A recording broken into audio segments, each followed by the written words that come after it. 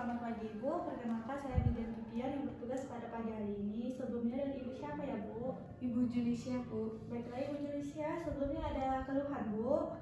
Iya Bu, di sini kan saya baru sudah melahirkan, jadi di sini saya dalam proses masa nifas Ibu. Baiklah Ibu, kita akan melakukan konseling agar menambah wawasan Ibu. Sebelumnya ada yang Ibu tanyakan? Tidak Ibu. Baiklah Ibu, terima kasih Ibu. Ya. Ya. Keterampilan dan menjaga privasi klien. Selanjutnya mencuci tangan dengan menggunakan sabun di air mengalir dengan tempi jerangka.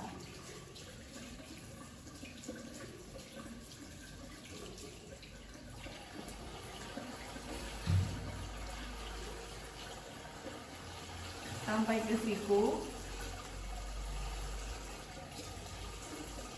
Lalu keringkan dengan menggunakan handuk bersih. Jadi Bu, yang pertama ada kebutuhan nutrisi dan cairan ya Bu ya. Jadi Bu, setelah melahirkan tubuh Ibu itu butuh tambahan energi dan juga gizi yang lebih supaya lebih cepat pemulihannya dan juga ASI Ibu jadi semakin lancar. Dan juga ada tambahan kalori sebesar 500 per hari untuk ibu yang menyusui.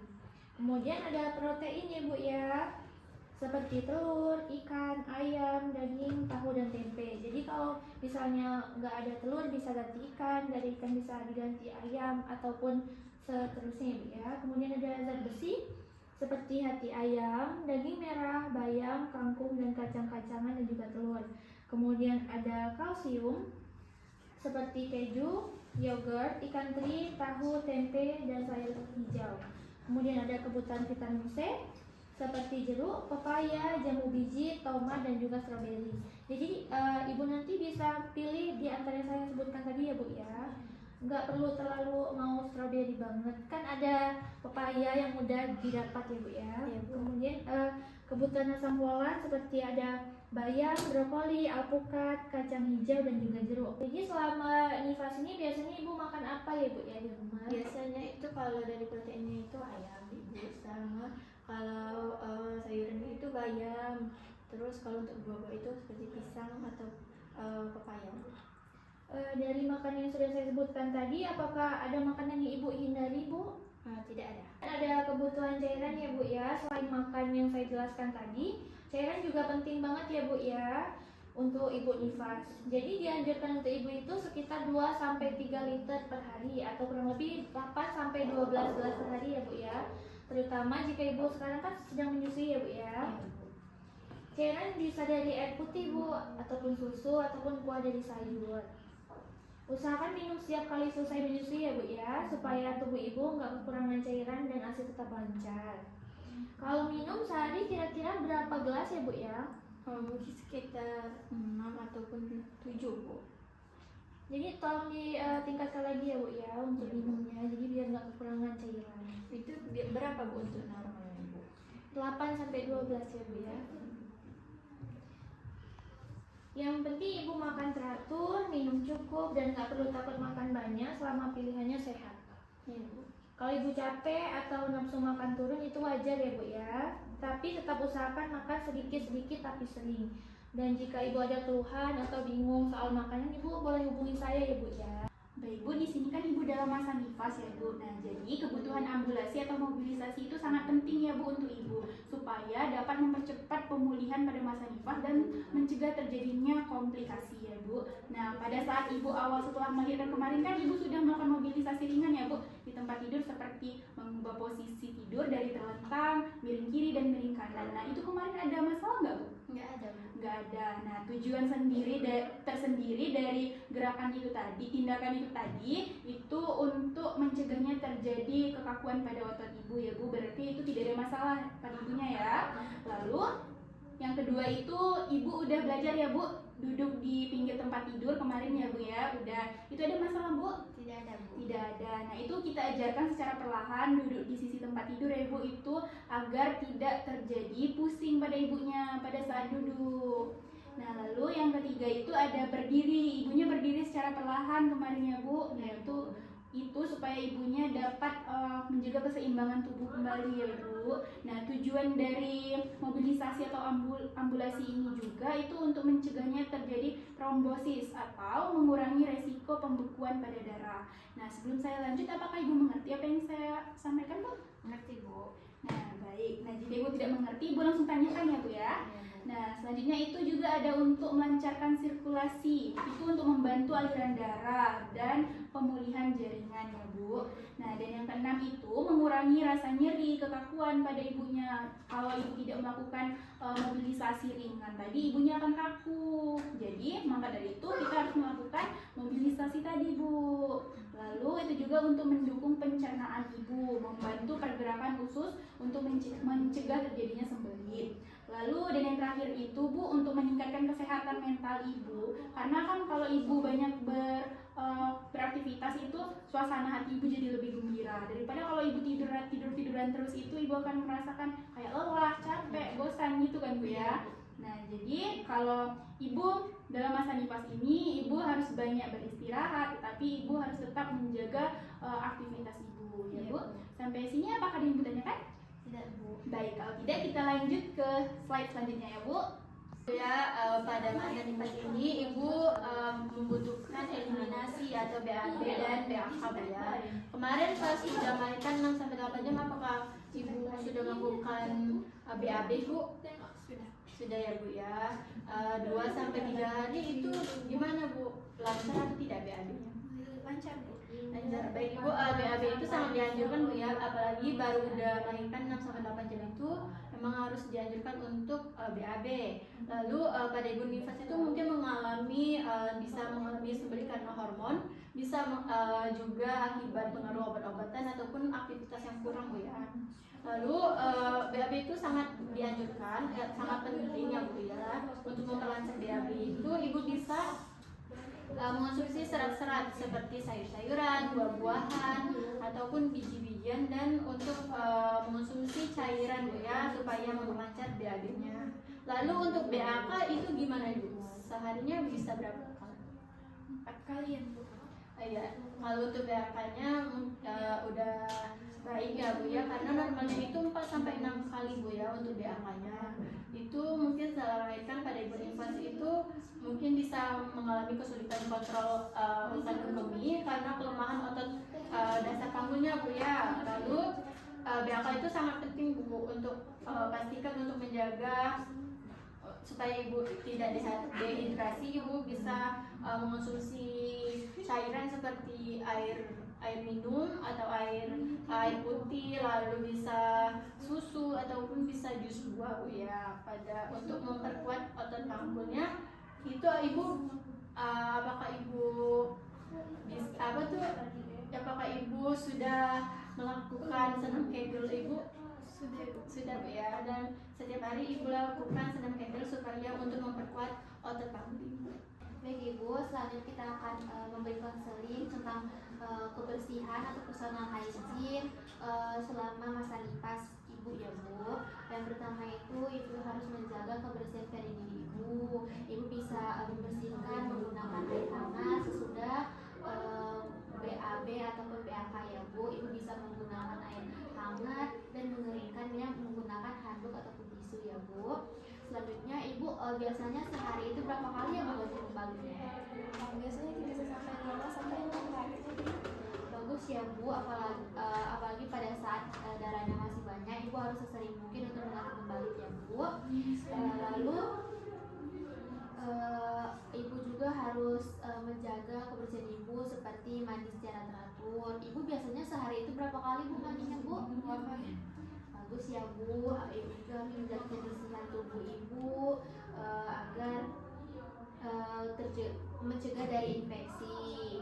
Dan juga Ibu juga harus rutin membersihkan payudara Ibu, bisa menggunakan kasa ataupun handuk ya Bu, menggunakan air hangat sebelum ataupun sesudah menyusui. Selanjutnya Bu, Ibu juga harus rajin-rajin mencuci tangan Bu.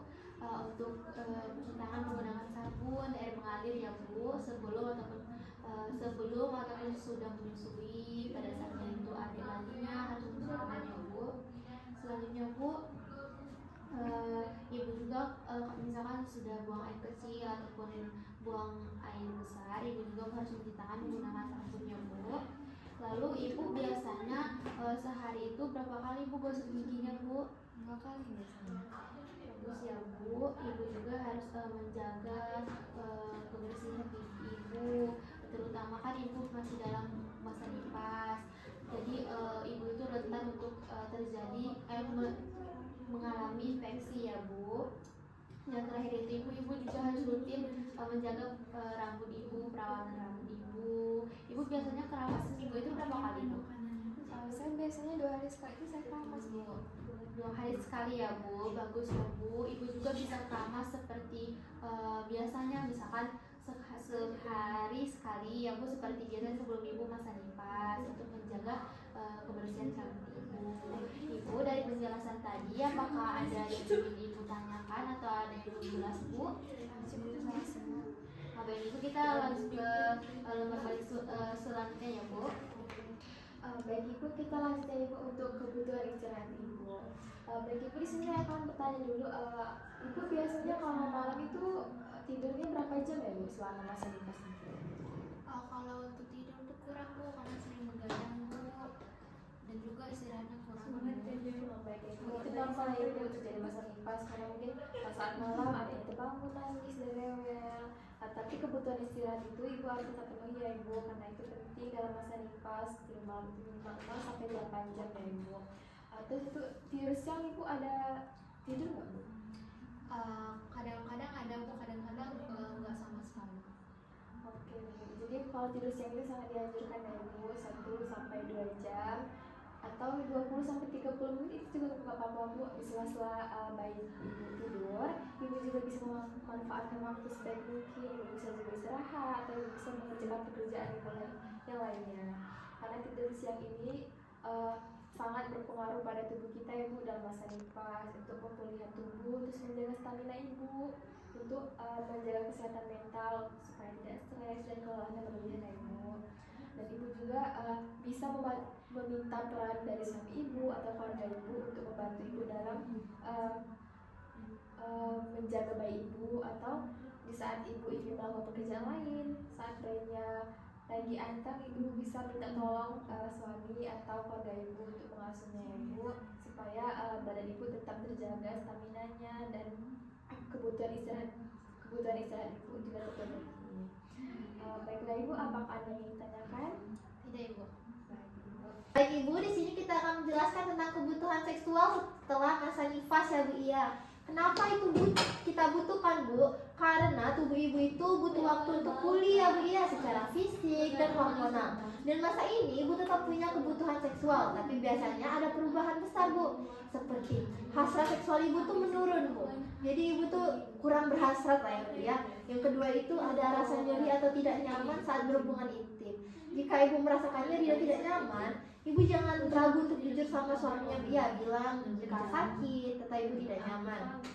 Terus ibu, vagina ibu akan terasa lebih kering Bu. Itu jika terasa kering, ibu harus menggunakan pelumas. Jangan lupa ya Bu ya. Terus emosi ibu naik turun, tidak percaya diri atau merasa tubuhnya berubah. Nah, ibu juga bisa merasa untuk mental ibu belum siap, ibu bisa datang ke bidan atau dokter untuk konseling ya Bu ya. Dan jika ibu terasa nyeri saat berhubungan badan dan sakit, ibu langsung saja datang ke dokter atau bidan. Dan untuk bapaknya Pak, bantu ibunya mengurus bayinya ya Pak, biar ibunya ada waktu untuk istirahat dan tunjukkan rasa kasih sayang ya Pak ya.